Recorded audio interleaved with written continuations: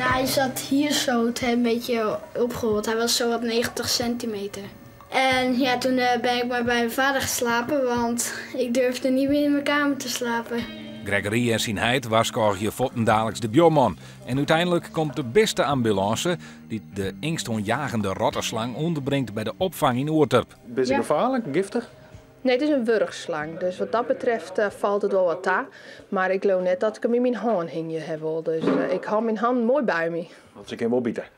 Ja, net als krijg een knieptang, heb ik je vertellen litten, maar ik ga net bezieken, hè? Je zag zijn kopje een heel klein beetje.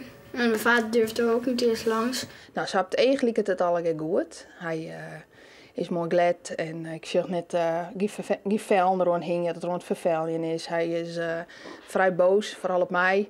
Dat ik denk dat er wel aardig eten had. Nou, dat zal misschien in die oude huis niet wel wat moezen rondskarreld hebben. Dus ik geloof net dat er onder voet is. Mogelijk dat de slang oer de Sauder, de oude arbeiderswenten, die het vol gotten en kieren zitten, inkroept is. Waar de eigenaar is, dat bloot voor eerst een mysterie. Gregory had al bij een vriendje langs de Bjorn west, maar nimmen die een slang mist. Bij de vogelhelling worden de laatste jaren trouwens heel iets vaker slang binnenbracht. Meestal die het dumpt, omdat mensen de reptielen toch net zo leuk vinden als in eerste instantie tocht. We wilden best even oppassen, maar waarom dat zijn eigenaar dat kent en dat we die net vinden, dan moeten we een goed oorplakje voor hem vinden. Waarom met de slipkamer van Gregory? Nee, dat zit er net in.